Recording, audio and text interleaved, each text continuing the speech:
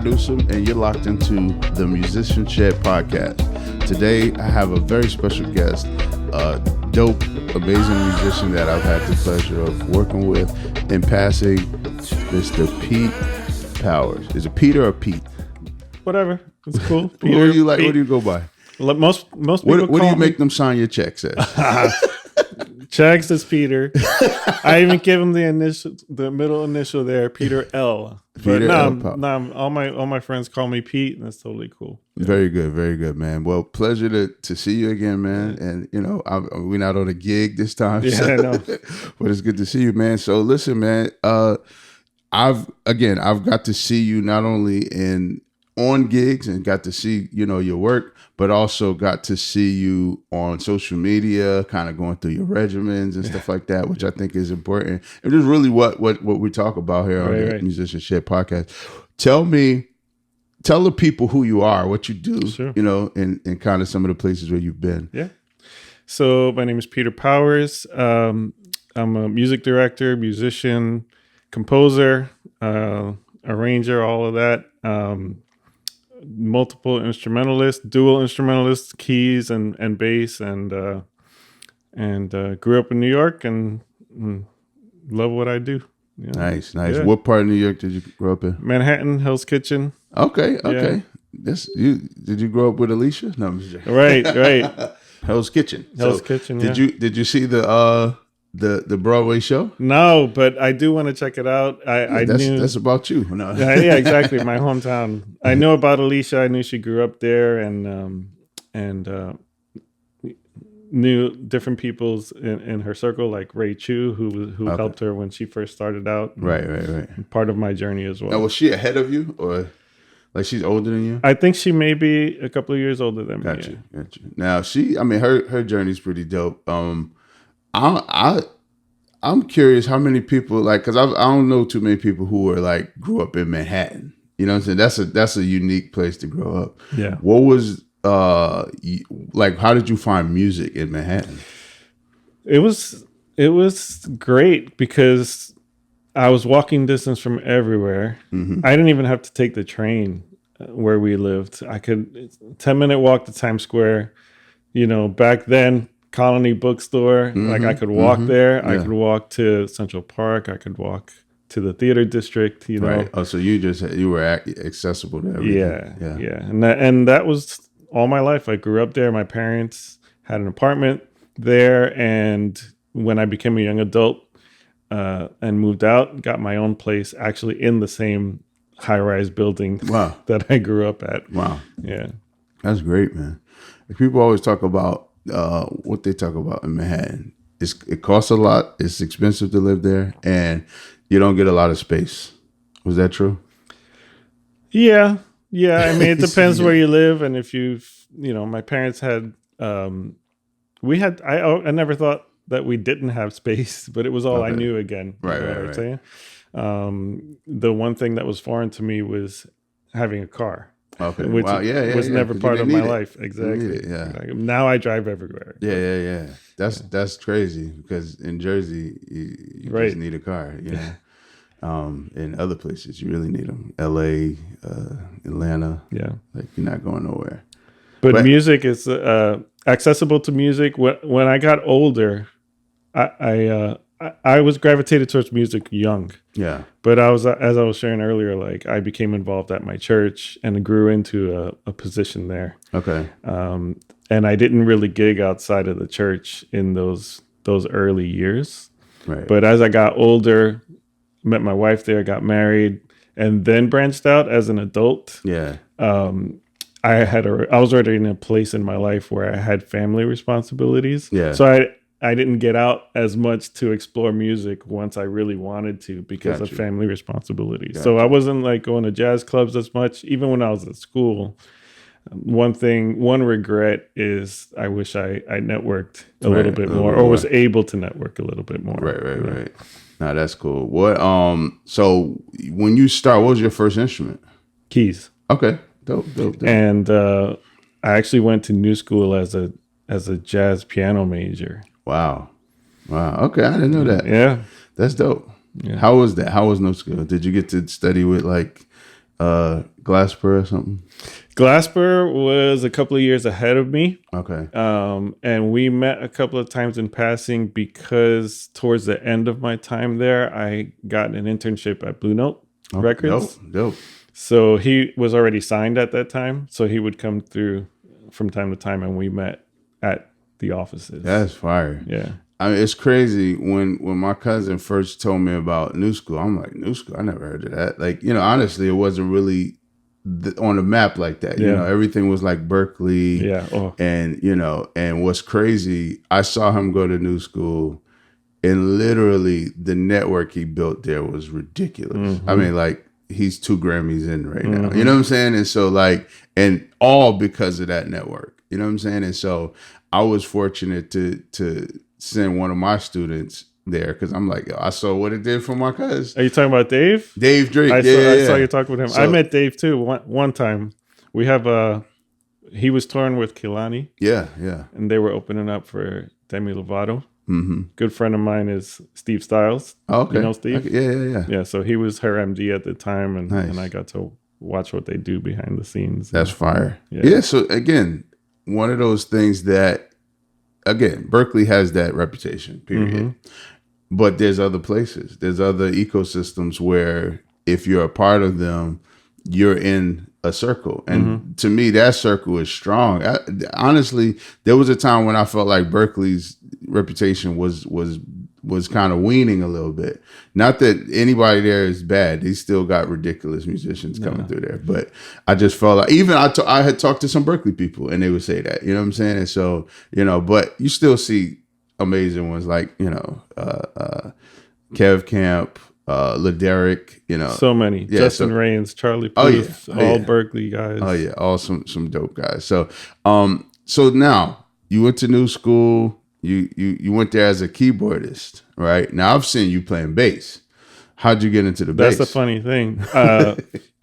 Piano was my first instrument. Okay. And again, I was like a 12-year-old kid going to this church with my mom, and they started a Saturday morning music program. Oh, dope. Like teaching music? Yeah. Oh, that's fire. So that's how I learned. And I was like a kid in a candy store. I love churches. You need to start a music program. Yeah, you want musicians? Grow them in your church. You can do that. That's a very easy low lift. You know that's me. I'm a product of that for sure. Yeah. I mean, that's an easy way to just kind of create your band for years, actually. Exactly. We got some to choose from now.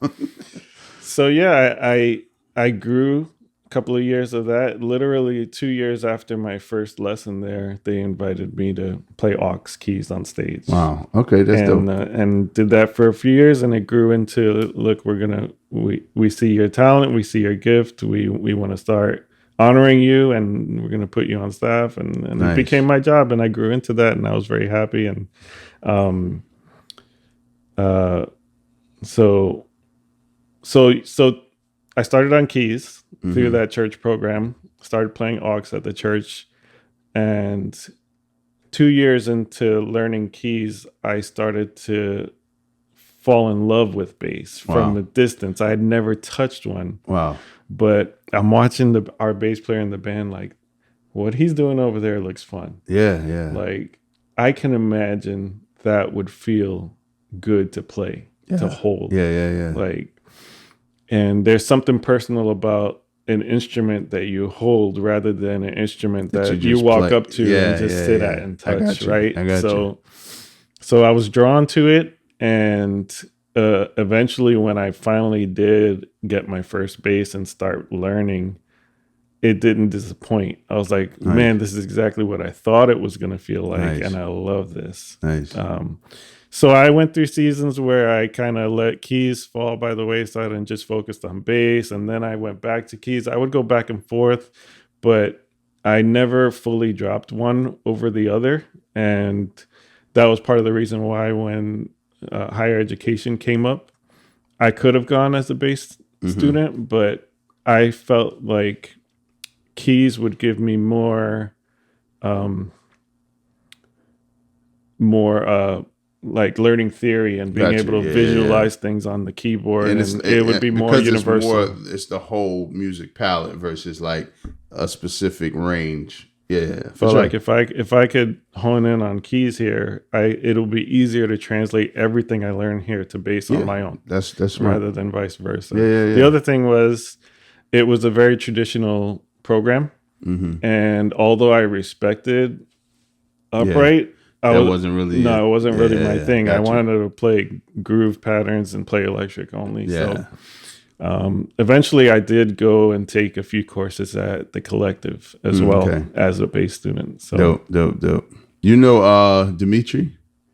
tall bassist. Yeah. The tall bass. I know of him. We've never met. I'll play with him a few times. Yeah, Man, yeah. that dude is ridiculous, and he carries the upright. Yeah, I'm a huge Charlie Puth fan. We've mentioned him before. Yeah. So I've watched them on tour when he was playing with them. That dude is ridiculous. We used to do gigs. He used to do gigs with this band called 45 Riots, and we would see them on the because I used to work with a sound company with them. So I would see them, him playing like the Cocktail Hour and all. I mean, he could play everything. Then when I was MD at CCC, I brought him in a few times, and he ain't disappointed. Joker's amazing. Yeah. So, but because you brought up the upright, and I'm sure in jazz you kind of got to play upright. That's just standard. But so your outcome out of that was what? Like, you got your keyboard skills and your theory and stuff. Like, how did that translate into your next move when you got out? Well, I mean, it transformed me. Like, I knew how to play, I knew how to read before that, but the knowledge of jazz theory and going to that next step really changed my life. Like, chord structure, like chord voicings, harmony, all that. Yeah. It was like night and day. So like, I would never, and I was not one of those guys who had it like that where I had a full scholarship. Right. So I'm still paying my way through. Oh, I hear but I don't regret it. I don't regret it Right. because it really did change my life, and I'm really grateful for everything that unlocked here. Through that. I always say, and I think I've said on here before, that you can learn and you can get an education on the job too. It's not like you can't get an education or like just with a good mentor, because a good mentor, somewhere along the line, one of your mentors or their mentors studied somewhere. Somebody studied, and so what they're giving you is organized information. Because that's the thing. To me, formal training, what it gives you is organized and well put together information, versus you learn a couple of chords here, you learn a scale here, or you learn some practice techniques in between. But the formal knowledge, I think, is important. And I mean, again, people learn without it. If you determine to learn your instrument, you can learn your instrument. I agree. What do you say to those who are thinking like, should I go to school? Should I just go learn, get a good mentor? Because also you got to find the right mentor, because I don't find that there's a lot of mentors out there, to be honest, these days. But what's your thoughts on that? I would say school is not for everybody. For me, it was. So I'll always stand by it. Like, I don't think I would be the musician I am today without the knowledge that I got there. But it depends. It depends on what you want to do. It depends on where you are in life. If you have the time, if you have the resources, you can definitely hone in, like you said, and get with a really good mentor and get the same benefits out of it. No, for sure. And these days, people have YouTube University, where honestly, I don't know that there's anything you can't find on right. there. But again, it's also it's like not organized. Exactly. The organization. So you might find something over here, and you like, and that's the other thing. When you find organized education, it's in levels. So it's like, what's your level 1 versus your level 10? and YouTube, you might find something at level 10 that they're calling 1, Exactly. which assumes that you knew some things. I always Yeah, talk yeah. about my when I went to Mason Gross, my first college. It was assumed that you knew how to do so many things that I didn't know how to do. I wasn't good at reading. I wasn't good at, That's and it was yeah. assumed because I just had to notice these things and say, okay, I see what the problem is here. It's a majority of instrumentalists in the program. Like the vocal part was so small, and I was there for vocals. So there was I could see a reasonable assumption That reminds that me of the story. I went through some of that too. When I got into new school, first of all, I don't know how I got in, but I got in you know how because you got all in. I knew was that. All I knew was like church music, hymns, Right. right? Seventh chords, 3-note voicings, Yeah. things like that, Yeah. right?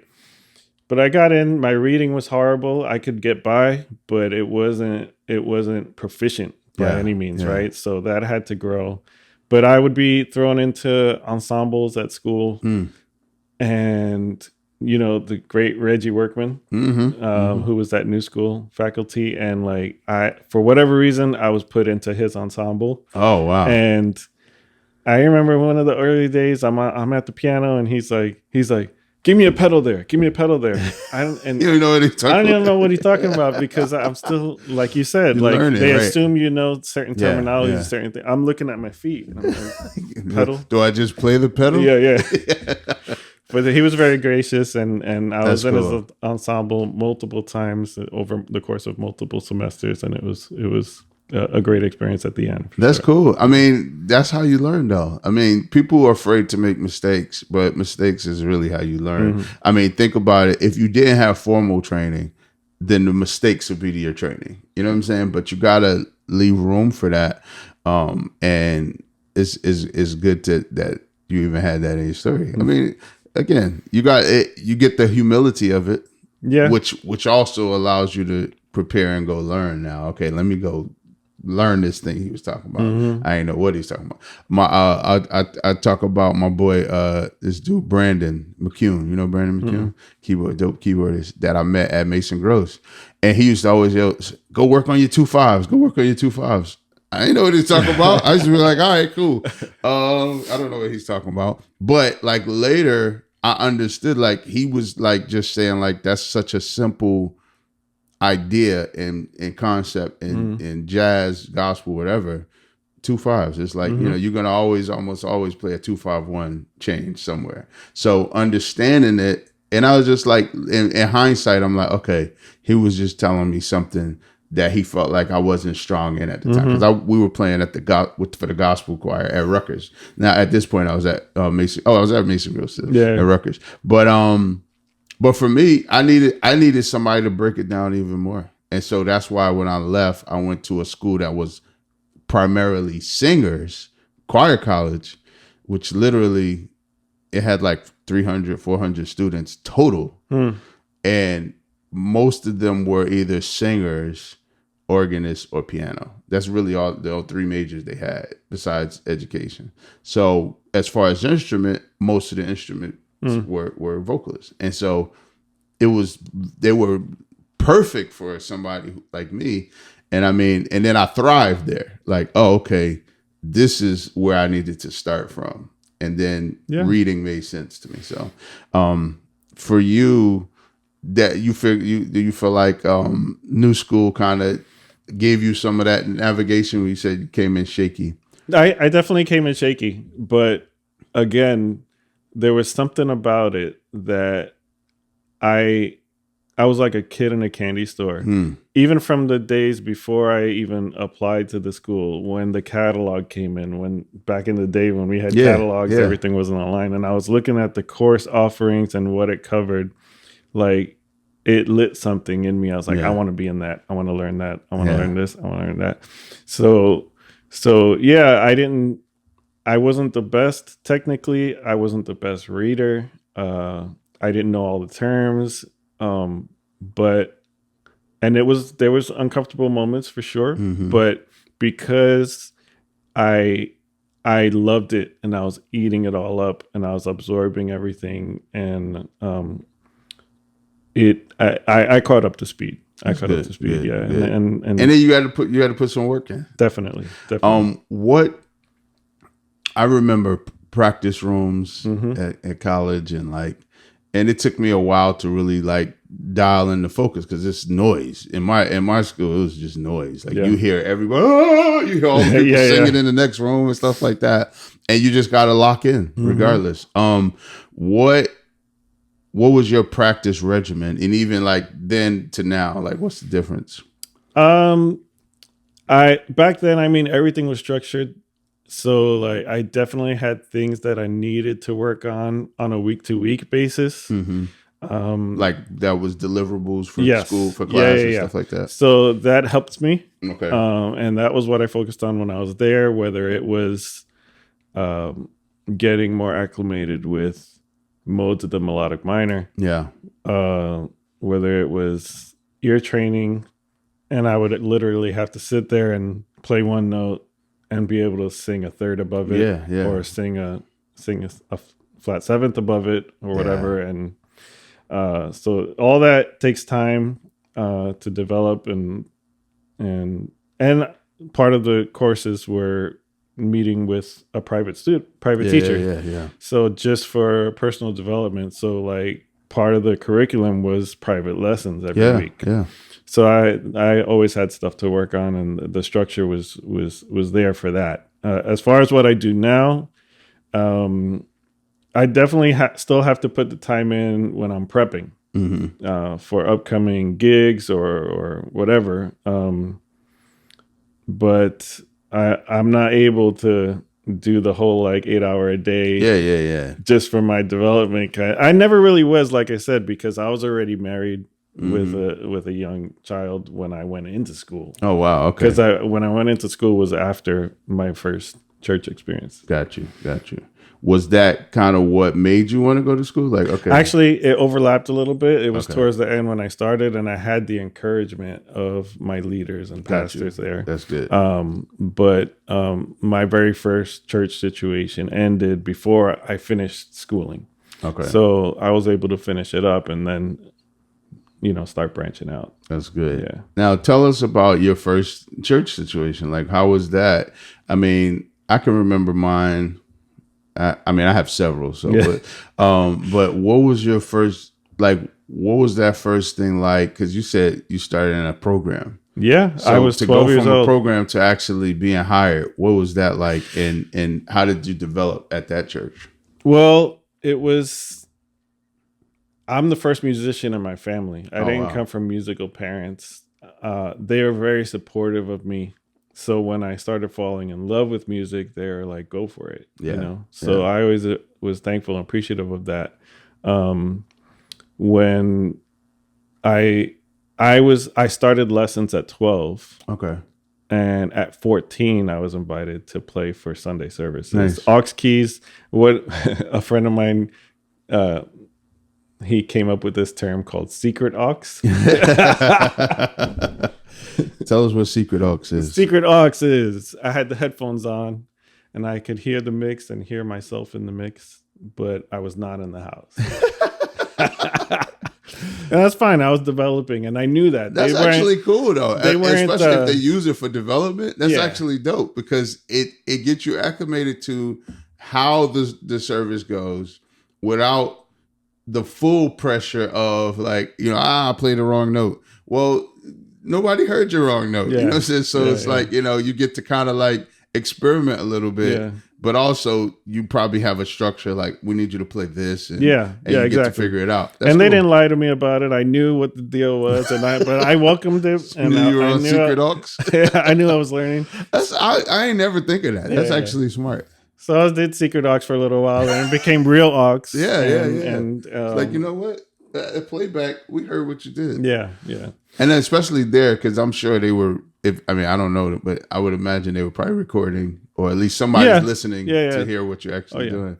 And then, it grew from there. And I always was the voracious learner, even in those early days. So it grew. I was playing like brass patches. I was playing string patches and organ. an actual B3, learning how to Nice. operate a B3, Nice. and then main keys eventually. Now, And did they still have that Saturday program during all this time too? it did go for a few years, and then it Okay. fizzled out. I actually think I might be the only The only the product. only success story of it. Yeah. That's all right. One, you know, it was worth it. So Yeah. that's cool, man. So what? So now you transition from there. Well, actually, were you MD there too, or you just No. kind of just graduated to keyboard? I player? graduated to like the main keys, and then a couple of years later, graduated to bass there as well. Oh wow, okay. Yeah. So How did you transition that? Well, I was already playing keys for a couple of years, and that was when I started to fall in love with bass, and was like following. I actually love bass too, so Yeah. it's funny you say that. So like following our bass players all around, asking them questions, touching their basses, and our music director at the time, she saw that in me, and she actually bought me my first bass. Oh wow. And little practice amp. She had a nice salary. No, I'm just It was like an old used Ibanez, but it was my dope. first bass, and you know, that grew as fast as I grew on keys. You know, being self-taught, I was like, oh, I know these notes here. Mm-hmm. As long as I know what these open notes are, Yeah, I can figure out what these The notes chromatic, are by climbing up and counting up, and then so I was my own teacher from a keyboard player onto bass in the beginning, and eventually I became the main bass player there and held that for a few years. Wow. Yeah. That's cool. So now you talked about a sudden change from that, because that was probably like home for you. It was home. And so to make a transition from that as a father, husband, what was that like? It wasn't easy because it was unexpected. Right. And I never hustled. I never gigged. I had met people and got offered gigs, but never wanted to gig outside the four walls of my church. And even after I had started school, I still had that mentality in my first couple of years of schooling. Wow. So when it happened, it was unexpected. And as I said, I was married. We had our first son, who was 1 at the time. Mm-hmm. And we were put in a weird situation where we really had to figure things out, and it wasn't easy, but God got us through it. And you know, I wouldn't be where I am today if that didn't happen. Right. So right. And I always talk about, I mean, I hated all of my bad situations that I had to go through, or my breakups, as they will, or, you know, just leaving, you know, because a lot of times you don't want to leave, but God is shaping you in those moments. And that's, you know, in hindsight, it's easy to look at it and say, okay, God, I see what you're doing. But in the moment, oh my gosh, it's frustrating. It's difficult. It hurts. You know what I'm saying? And so I can resonate with that. But again, God has a bigger plan. And so, you know, those things shape who you become. Yeah. And so tell us where you are now, what you do now. So after that, I bounced around a little bit. Okay. So I have to tell a little bit of that to explain where I am now. So like I did the whole like Sunday thing of finding other churches to play at, because that was and that's your first time doing it. Yeah. So then I had a season where I was driving all over the place across multiple states to do like 3 or 4 different churches in the same day. Wow. Yeah. You're a hustler. I started hustling, and then I finished school. I got the internship, and I was at Blue Note Records for a while. The internship extended after I graduated. Nice. So I was there for about 1.5 years. And then maybe this could be my job. And, you know, it became a temp salaried position there.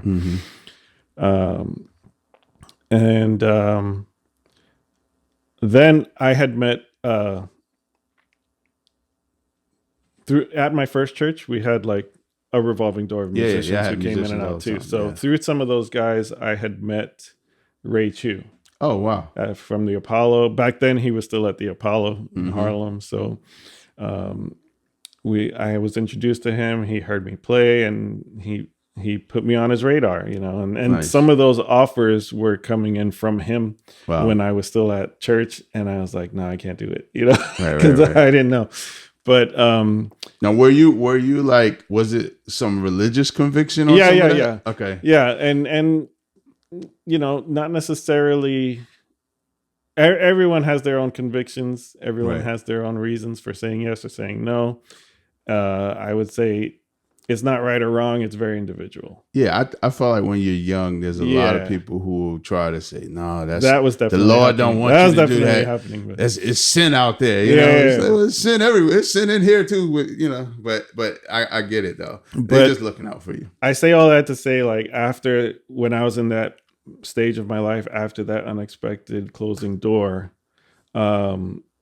one guy who reached out to me was Artie Reynolds, Yeah, Artie. Yeah, Ray's yeah. bass player. Yeah, that's my guy. I played with him for years. Yeah. And at that time, he was getting started playing on his first Broadway show. Oh wow. And he was at the point where he was settled, and he needed to find a sub so that he can take some time off and do other things. And Got you. it was very particular. They needed someone who could play in a pocket and feel good and not sound like a typical Broadway musician, because this was a show called Hot Feet. Okay. And it was all the music of Earth, Wind & Fire, which Oh, is very wow. groove. That's very, fire. Yeah. So he needed someone who could play in the pocket. He needed someone who could read, Yeah. and someone who could play synth bass. Nice. And not many people Have all three three. of those. Yeah. So That's dope. My name came up, and I ended up becoming a sub on that show. Fire. And the show didn't last, but the music was incredible. I can imagine. And it was a great experience for me too, because I was right in that stage where I was like, what am I going to do? And it opened my eyes up to the Broadway world. That's dope. So the saxophonist on that show was the saxophonist for an artist named Peter Sincati. Okay. And he was a jazz influenced pop rock artist, like singer-songwriter. Okay. And I ended up auditioning and getting that gig and touring around the world for the first time. Nice. And did a few more Broadway things, and then as things really picked up, and I was traveling a lot, playing with lots of people. But my little one was 3 and 4 years old now at this point. Yeah. And He's it was fun. missing you. Yeah. Yeah. I had to go out the door and see tears in his face. And so I had to make a change, and decided to close off a whole lot of opportunity musically to put my family first. Yeah. So I came back to figuring out, what do I do? And I started going back to find something that was not even in the music field. Wow. And went back to school, took a job, took another career, Wow. not even music related. Wow. I worked in this career for like 10 years. I went back to playing in church. I found a church that I could play at. Gotcha. And So you still had an outlet. I still had an outlet, but I was home. Yeah. I was there for my family, Yeah. and I was able to support them Right. with something that was consistent. Gotcha. And that was what we needed. And I see a lot of musicians out there who are in a similar situation, but make a different choice. Yeah, they trying to hold on to the gig, which the gig is cool, and there's layers or levels to what you can do. Like you said, you found a church job, and then still just got a career so that you could kind of balance things out. So but So some people, like you said, they just go, I'm gonna just live on the edge. Yeah. You know what I mean? And then families break up, and it's the Yeah. saddest thing to see. Yeah. So at this church that we settled at, it became our new home church, and I became a musician there. And the MD who I served under, he started to see something in me and started to speak into me that you're more than this. Wow. And I didn't understand what he was talking about. I was like, no, I'm not. Like, I'm just a musician. Right. And that's what I love, and that's all I want to do. Right. But he said, You were built to be a leader. Wow. And he started pushing me in taking on leadership roles, but it was very uncomfortable. Wow. Like, I never wanted to MD. I enjoyed being under an MD and Right. just playing, you Right. know. None of that pressure. None of that pressure. I didn't want any of it. Yeah. Meanwhile, I'm working at this non-music related job. Right. And in this other job, it was in the health field. Okay. So I was in a position where I was making decisions at work that affected people's lives Oh, so you was already kind of in the and their leadership well-being. role. Yeah. Yeah. And the medical choices, medications, Wow. you know, decisions.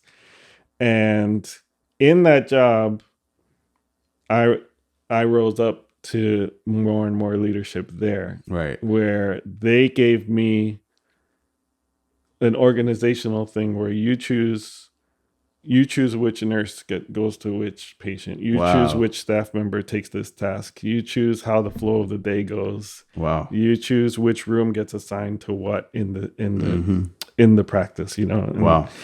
And I didn't see it then, but I see it now that God was making me into an MD Right. at this job. Yeah. Yeah. And eventually that church is where I'm at now. Gotcha. And Okay. that MD left. And we had a period of a couple of years of interim where they didn't have a replacement. Got you. And everyone around me. Did that MD go to Florida? Yeah. So, no. Yeah. Everyone around me. I know what you're talking about. Everyone around me was like, you should do this. You Right. should do this. Right. It's you. It's got you written all over it, but I still didn't see it. And I was like, nah, I'm good right here. Right. Yeah, I'm good yeah. right here. And it really wasn't until literally the pastor came up to me and said, I think you should do this. Wow. So I was like, if you're asking me to do Yeah, it, then you I'll got do the it. confidence. Yeah. That's cool. So That's cool. that's where I am now, and it's been about 4 years in that position, Amazing. and Congrats. I love it. Yeah. I actually love it. Like Yeah. not like it was before. Like it definitely fuels me. Yeah. I feel fulfilled by the role and all the tasks related to the role and That's great. everything. So That's amazing, man. I'm happy for you. I remember you reached out once yeah. with a question, an MD question. I love that because I was like, I need to find out how things happen everywhere else. Like Right. we should be networking. We should be I sharing always said this that information. when I became MD at CCC, I wanted to, like, I knew a few people. Like I knew my boy Charles over there at First Baptist. I knew Clarence at Abundant. Lauren was at Agape, and I had a vision before I moved to this house. I said, when I move here, I want to connect with all of these guys, but it never happened. But I got to connect with Charles, and I talked to Clarence like a few times. But like I always thought like there should be a network of musical directors. Like even if it's not to give ideas away, but sometimes just to network. Like it's a different position. Like it's not what everybody thinks it is. Right. You know, there's a loneliness to it sometimes. You know what I'm saying? Like, and not because you don't have your crew around you, but you have to make decisions on their behalf all the time. And they can look at you one of two ways sometimes in that. You know what I mean? Mm-hmm. And it isolates you a little bit from the tricky thing is I was a musician there for about 13 years before I became MD. Okay. So I was one of the guys. Yeah, absolutely. And then I became the MD, and it's a tightrope. You know, it's like I still love all these guys, and we still hang and talk on a certain level, and then on another level, you know, I'm telling them what my expectation is. Yeah, you got to hold them accountable. Yeah. That's the hard part, man. I mean, like having to hold somebody accountable that you respect and you love actually is hard, man. And some relationships get messed up over it. Not because you're trying to, but you're just like, this is the expectation here, you know, and you're not meeting it. And again, in other places, it's probably just like whatever, you know what I'm saying? In less organized places, I should say. Yeah. But when you're at a corporate situation on a church level, it's it has to be, you know, it has to make sense. And so, you know, and I remember having a conversation with someone, and I was just like, bro, like, there's what I'm asking you for is no different than what somebody's gonna ask you for on a bigger gig. You know what I'm saying? Like, but I'm sitting here trying to plead with you to make this decision that I want you to make, but you know, you're just like, maybe you're a little bit immature and you're just like, nah, I don't want to hear that. And it's like, I get it, but because I've been immature. And we all too. went through that. I've been too. immature. We all went through Man, that. I talk about how I used to be late. I had like a 6 a.m. service once. And I was late every Sunday. And I was like, yeah, one of these days they're just gonna not pay me. But the pastor was so like just nice and just like, man, I just appreciate you coming. I want you to get here on time and not miss most of the service, but I appreciate you so much. I'm not gonna like hold it against you. And I appreciate that. Like at that time I needed it, but I probably needed to get fired for it. You know what I'm saying? To be honest. But what was one of your most challenging experiences in your journey? Wow. I gotta think. Definitely those wilderness years were not easy. And when the decision had to be made to do something that was not even closely remotely related to my gifting and passions at the time. Yeah. That was the most challenging. Yeah. I knew that I was doing the right thing for the right reasons. Right. That's what kept me going. And at the end of the day, you know, it was all part of his plan to transform me into what I needed to be. Absolutely.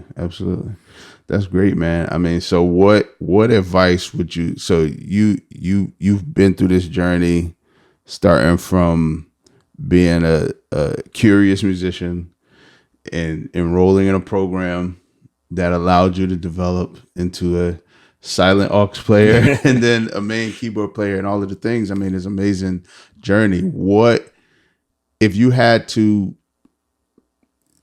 let some other student or somebody that's interested in music know, like, what are a couple of things you can give them, whether it's advice on how to approach it, advice on how to practice, advice on who to go find?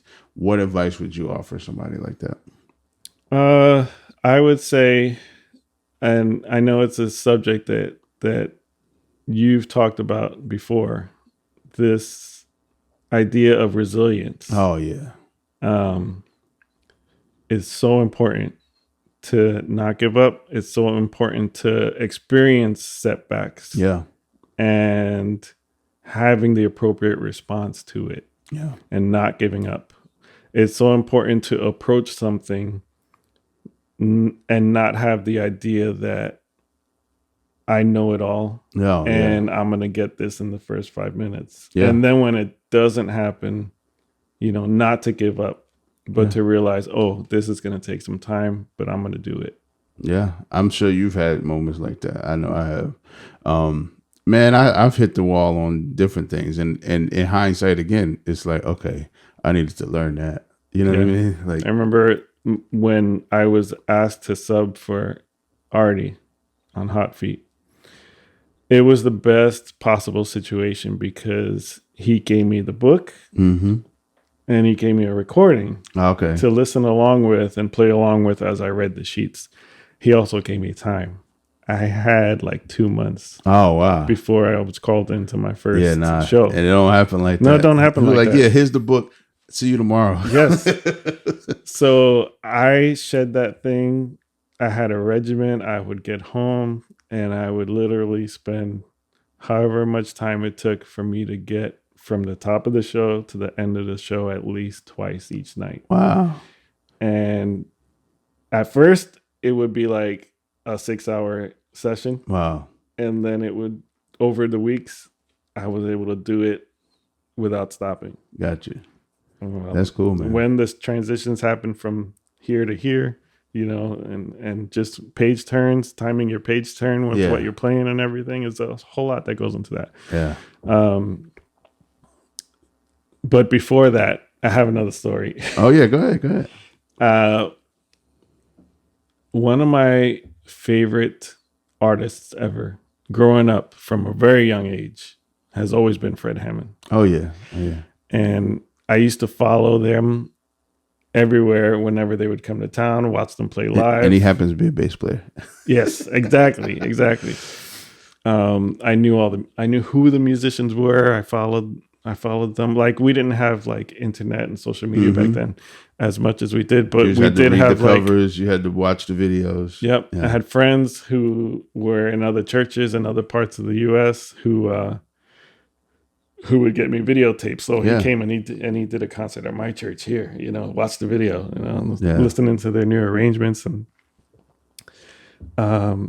and so I became a fan of Terrence Palmer, who eventually I met and we became close friends. Dope. But Terrence was his bass player at the time, and then at a certain point, Terrence wasn't in the band anymore, and Justin played for him. Okay. But no, not Justin. Justin was with Israel. It was Maurice Fitzgerald. Okay, gotcha. So Maurice Fitzgerald was the bass player who played with him. But there was a little interim season of like 2 or 3 years. Gotcha. I believe, before Maurice started playing with them. And Fred would come out to the Brooklyn Summer Concert Series at Wingate Park. And one summer, and this was during the time where I was still at my first church. Okay. I didn't know anything outside those 4 walls. I didn't hustle yet, but I knew what I liked and what I wanted, right? Yeah. As far as the type of music I wanted to play and had aspirations, right? So I had my bass with me and I went to Wingate Park. Oh, nice. And I had a friend who lived next door. So we met up out there and we were, the crew was there setting up, and, So you look like you're supposed to be exactly. I looked like I was supposed to be there, right? So the crew was rigging the speakers, and I love that too. Just the whole watching how everything gets done. And so they let us walk in, we hung out backstage and we sat in like folding chairs while everything was getting set up. And people started arriving. I started recognizing Fred's crew, right? And I see them taking their place on the stage, getting ready for sound check. I see the drummer, Marvin McQuitty. I see like their keys players, their guitar player, and the OG Mo Horns guys take their place up there, but I didn't see a bass player come up there. Right? So I didn't know Terrence wasn't playing with him anymore at this point. I think Terrence had gone on to play with Israel. Okay. But they didn't have a bass player, and they started running sound check. And then one of the Mo Horns guys spotted me back there, and he goes, "Is that a bass?" The classic story. Is that a bass? I'm like, "Yeah, I'm a bass player." He's like, "Come up here." Wow. What do you think I did? I know you played. I chickened out, man. Did you? I chickened out. Oh man. I mean, I can understand why, but still. Listen, I was musically ready. I knew I was excited. I knew but what I was not ready for was what happened when I was put on the spot. Gotcha. Yeah. And I was like, oh. Which is a whole different preparation, honestly. Exactly. And I didn't know how to prep for that. Yeah. And I didn't know that back then, that's what it was. I learned that later. Yeah. But something happened in me where I froze. Yeah. And I was like, no, you guys got this. I'm good. I'm just hanging, whatever it is you say to get out of the situation, right? But it ended up, looking back, it ended up being one of my biggest regrets in life, and one of the things that I learned the most from. Yeah. Because they did that show with no bass player. Wow. One of their keys guys had synth play bass. Like synth. Yeah. Wow. So that's how they were prepped for that show. Wow. And I mean, they could have still did that and still just had some bass underneath, if you ain't even have to be perfect on it. But wow. I mean, I get it. Bass. Huh? Secret bass. Exactly. It could have been secret bass. No, but I often look back and wonder, like, what could have been the trajectory? Exactly. Yeah, right? absolutely. So the thing that I did learn from that was when I feel this feeling again of being scared to do something that I'm not comfortable in doing, do the opposite. Wow. Right. Wow. So Because I think you were probably afraid of failing, afraid of making a mistake, which people make mistakes all the time. Yeah. You know what I mean? So it's crazy. So that brought me back to Hot Feet with Artie. Wow. I was like, yeah, I'm going to do this. Yeah, yeah. Something you might not be comfortable with, but wow. Yeah. And then even to where I am today, over the course of the pandemic, when everything shut down, God gave me a new love. Wow. I started falling in love with film scoring. Oh, yeah. And I had all this time on my hands. Yeah. Gigs weren't happening, churches weren't happening, and I went back to school, self-taught. Yeah. And I fell in love with learning how to make orchestral mock-ups. Nice. Like binge watching interviews with like, how did you get here? What was your story? Like, what movies have you done? And looking at catalogs, and it's something that I really aspire to do. And I actually have one IMDb credit under my name, so I'm very happy about that. The first one, and not the last one. But absolutely, that's really what's next for me. That's cool, man. That's great. I mean, that's it's. I mean, I see a lot of musicians evolving that way.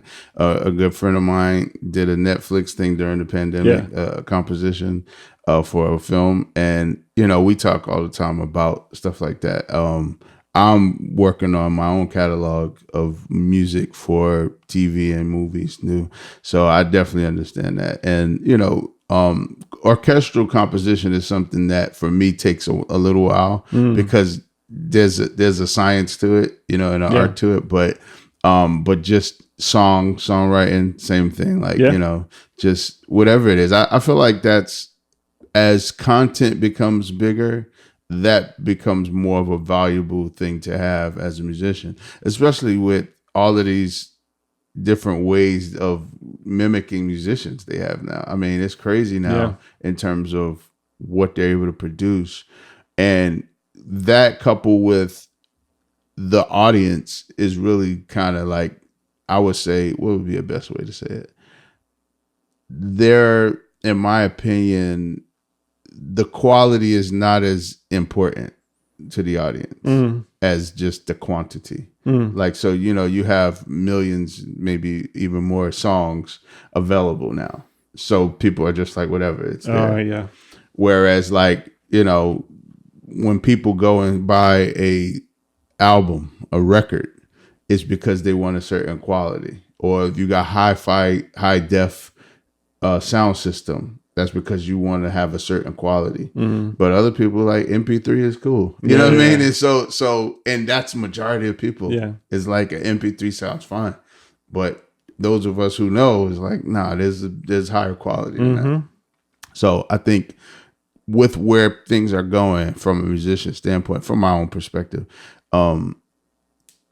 scoring is just a thing that has always been legit, and it always will be. Whereas if you create in music, you write in music, there's fads to that, and the music industry is so bad now anyway. So, but yeah, I like it, and I'm glad to hear that. And I did get to hear one of your pieces. I think you had something on when you did your first composition, your first orchestral composition. I remember when you posted about it. There's stuff online. I try to post as much of what I create as possible. Now, how often are you on that? Like, are you doing that regularly? I need to get back on it. I got you. So you had more time. I had more time. Definitely pre-MD days. Got you. That's all right. Listen, you get back to it. It's a love. It's a passion. I definitely want to, in a perfect world, that would be my full-time thing. Yeah, got you. Yeah. Well, you got a good full-time now. So yeah, I'm happy. You'll find time. But man, listen, it was a pleasure having you here. I'm so glad you came. And where can they see you? Do you want people to come see you at your at your church? So I'm blessed to be music director for Christ Church, and the website is Christ Church USA. Nice. How many locations y'all have? We have 3 locations. Okay. In Jersey. So I manage 3 different teams simultaneously on great. Sundays, and we also stream every Sunday. And it's a great church, great people, great atmosphere. Yeah. You know, Definitely my home. mom was a psalmist at that church. Yeah. When they were Tabernacle of Love. The back in the Tabernacle day. of Love. Yeah, I remember they used to have services in the Holiday Inn on Route 22. Those were before my days. Yeah. Those are way back in the day. But it was. I mean, listen, it's great to see. They're about to celebrate 40 years. Yeah. I was there some 40 years ago, probably. Crazy. As a kid, and they used to have nice kids youth church. Mm-hmm. So I remember being in youth church with his daughters. But yeah, I mean, the amazing people. So it was great to have a historical reference to them and see where they are now. But listen, man, it's a pleasure having you here. I appreciate you, man. Here. Thanks so much. God bless you and continue to bless everything you're doing. I can't wait to see more IMDb credits with your name on it. And again, this is the Musician Shed Podcast. Check out my boy Pete at his church, Christ Church. Which are you at? Specific location? Like I try to. You just go through. That's cool, because I create the schedule too. That's cool. So I'm cool. One Sunday I'm here, one Sunday I'm there, and just make the rounds. Yeah, one of their slogans is uniting people to God and people to people. Another one is one church, multiple locations. Nice. So we try to really foster the atmosphere of we are one church. We're not 3 different churches. That's cool, man. Yeah. So you don't have one you like better than the other. All right, thank you, man. Thank you for watching the Musician's Shed podcast. Connect with us by hitting the subscribe button. Leave us a comment and let us know how we are doing or if you have a subject you want us to cover. See you next time.